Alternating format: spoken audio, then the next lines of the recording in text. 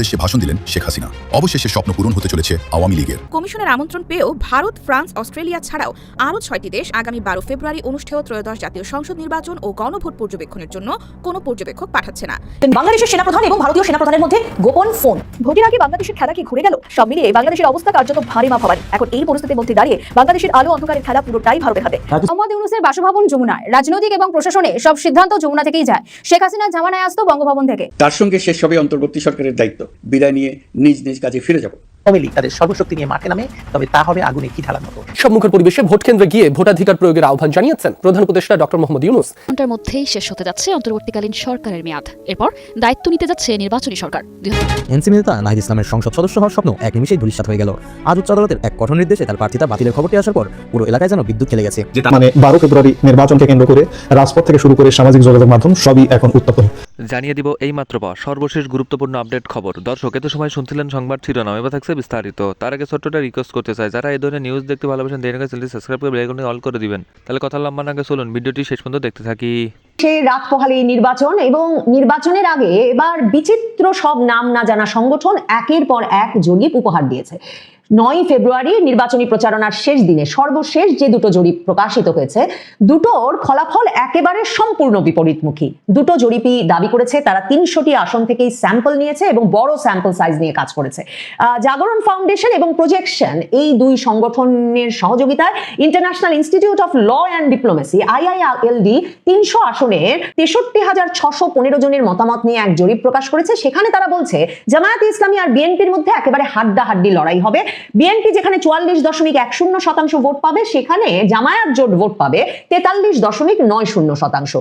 ওই একই দিনে আরেকটি জরিপ প্রকাশ করেছে eminence associates for social development EASD নামের এক সংস্থা। তারা 300টি আসনের প্রায় 41,500 মানুষের মতামত নিয়েছে এবং তারা বলছে বিএনপি নেতৃত্বাধীন জোট যেখানে 208টি আসনে জয়লাভ করতে পারে, জামায়াতে ইসলামী নাকি পাবে মাত্র 46টি আসন।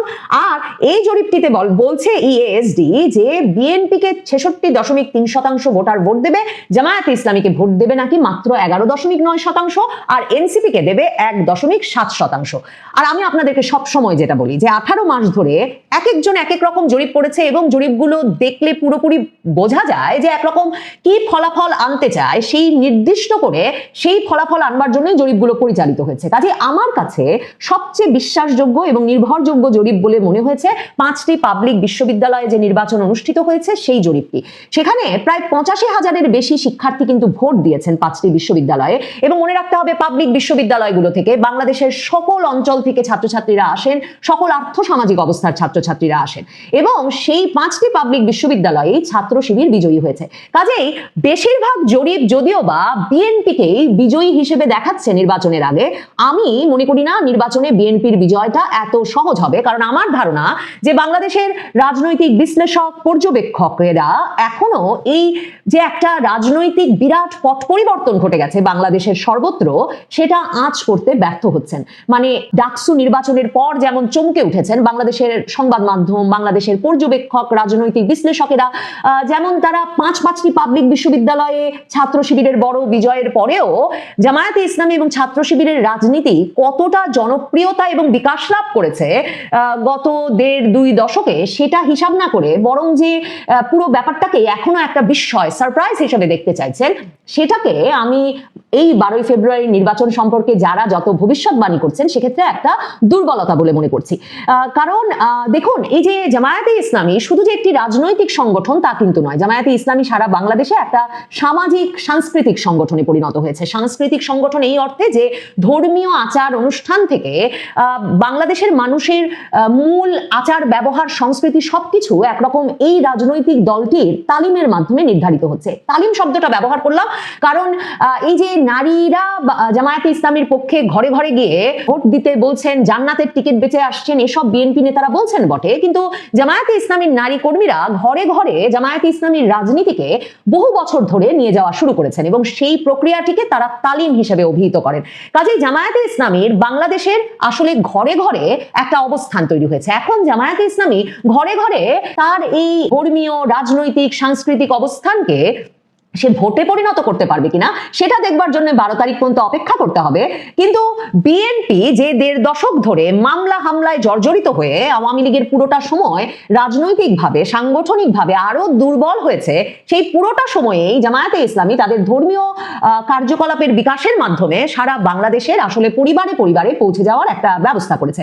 তাদের সাংগঠনিক ভিত্তির সঙ্গে বিএনপির সাংগঠনিক ভিত্তির একটা সরাসরি লড়াই হবে কিন্তু এই নির্বাচনে। দেখেন বিএনপি এই যে সর্বশেষ একটা জরিপেও বলে দিচ্ছে যে বিএনপি 208টি আসন পাবে।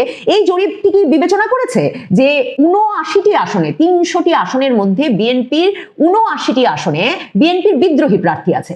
মানে একটা দল, সে দল বহিষ্কারের পর বহিষ্কার করেছে, কিন্তু বহিষ্কার করবার পরেও 79 আসনে 92 জন বিএনপির প্রার্থী কিন্তু দাঁড়িয়েছেন, যারা বিএনপির যে জোট প্রার্থী কিংবা বিএনপির ধানের শীষের যে মূল প্রার্থী তার ভোট খেয়ে নেবেন।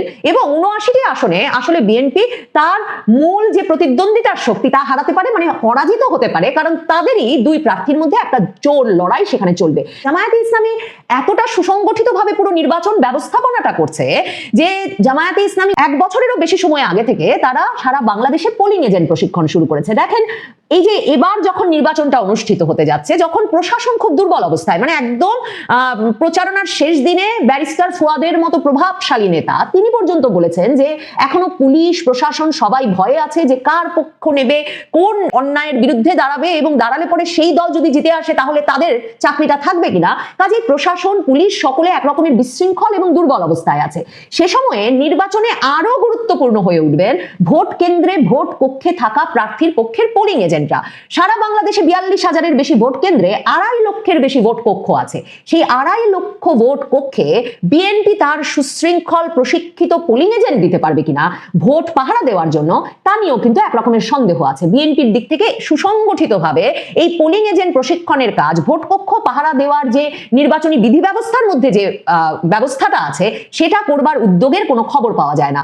তারেক রহমান বলছেন বটে ফজরের নামাজ ভোট কেন্দ্রের সামনে গিয়ে পড়তে এবং ভোটের হিসাব নিয়ে তবে ফিরে আসতে, সেটা তো ভোট কেন্দ্র পাহারা দিয়ে রাখা, মানে সেই ভোট কেন্দ্রের সামনে ভিড় করা কতটা প্রশাসন অ্যালাউ করবে আদৌ নির্বাচনী বিধি অনুযায়ী তা তো করা যেতে পারে না। কিন্তু প্রকৃতপক্ষে যা করতে পারার কথা ছিল বিএনপি সেটা করতে পারবে কিনা, নাকি আসলে ভোট কক্ষগুলোতে বরং জামায়াত অনেক সুসংগঠিত প্রশিক্ষিত পোলিং এজেন্ট দিয়ে তাদের ভোট পাহারা দিয়ে তুলে আনতে পারবে, সেটাও কিন্তু ভোটের ফলাফলে একটা বড় পার্থক্য সৃষ্টি করবে। জামায়াতে ইসলামীর একটা অস্বস্তি আছে। জামায়াতে ইসলামীর 1971-এর ভূমিকার জন্য এখনো জামায়াতে ইসলামী করার বিষয়টা বা ছাত্র শিবির করার বিষয়টা অনেক ক্ষেত্রেই মানে খুব প্রকাশ্যে স্বতঃস্ফূর্তভাবে তাদের নেতা কর্মী সমর্থকেরা এখনো, এমনকি 2024-এর আগস্টের পর পুরোপুরি প্রকাশ্যে বেরিয়ে আসার পরও অনেক সময় বলতে চান না।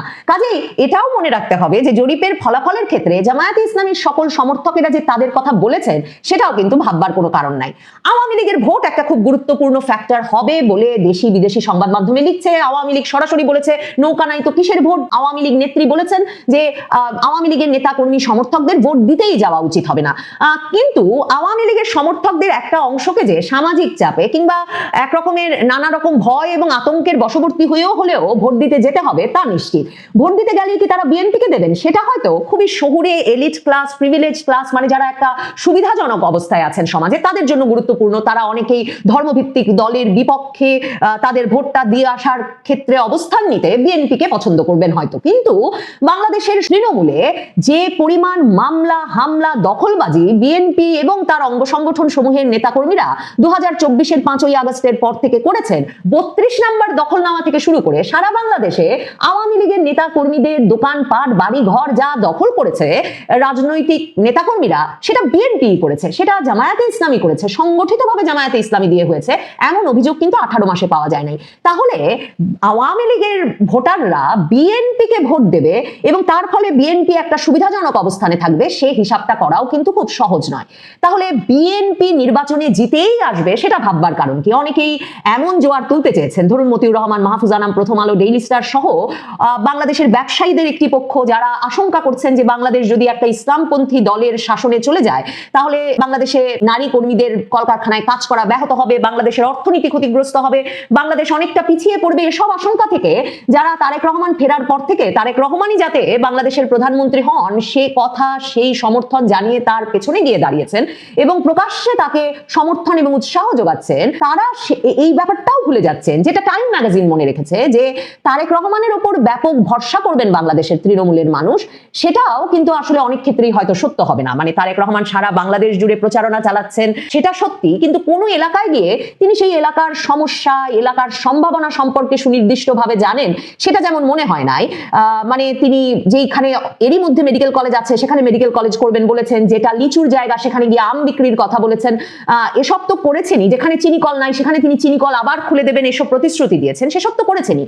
তার চেয়েও বড় কথা, টাইম ম্যাগাজিন যেটা বলেছেন যে বাংলাদেশের একটা বিরাট অংশের মানুষের কাছে এখনো তিনি খাম্বা তারেক হিসেবে পরিচিত। তো তাহলে তার দল সারা বাংলাদেশে 18 মাস ধরে দখলবাজি করেছে, চাঁদাবাজি করেছে, লুটপাট করেছে, মানুষের উপর অত্যাচার করেছে, মামলা হামলা করেছে, আর নেতা যিনি, তার যে পূর্ববর্তী কার্যকলাপের স্মৃতি সেটা বিরাট অংশের মানুষ ভোলেন নাই। তাহলে তারেক রহমান এসে বিরাট গণজোয়ার সৃষ্টি হয়ে গেছে এবং সে কারণেই বিএনপি জিতে যাবে, এই সহজ সমীকরণটারও আসলে কোনো অর্থ থাকে না। বরং বাংলাদেশের 4 কোটি নতুন তরুণ ভোটার যুক্ত হয়েছেন এবারের ভোটে, এবং সে কারণেই পাবলিক বিশ্ববিদ্যালয়গুলোতে কি ঘটেছিল সেদিকে যেমন নজর দেওয়া জরুরি, তেমনি নজর দেওয়া জরুরি 2024 সালের জুলাই আগস্টের আন্দোলনটাকে এই তরুণেরা তাদের আন্দোলন বলে মনে করে, এবং তারা যে রাজনৈতিক পক্ষটিকে সমর্থন জানিয়ে এসেছে, নাহিদ, হাসনাত, সার্জিসদের, সেই জাতীয় নাগরিক পার্টিকেও জামায়াতে ইসলামী তাদের পক্ষে টেনে নিয়েছে, তাদের জোটভুক্ত করতে পেরেছে।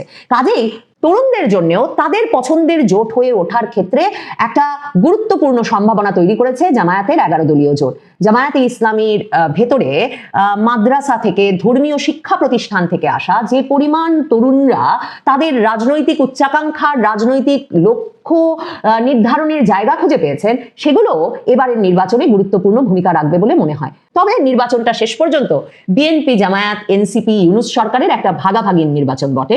কাজে নির্বাচনের প্রতিদ্বন্দ্বিতাটা মুখে যত গুরুতর মনে হচ্ছে, রাজনৈতিক তাৎপর্য। প্রিয় দেশবাসী, আপনারা যে যেখান থেকে ভিডিওটি শুরু থেকে শেষ পর্যন্ত দেখছেন, আপনাদের সকলকে জানাই অসংখ্য ধন্যবাদ।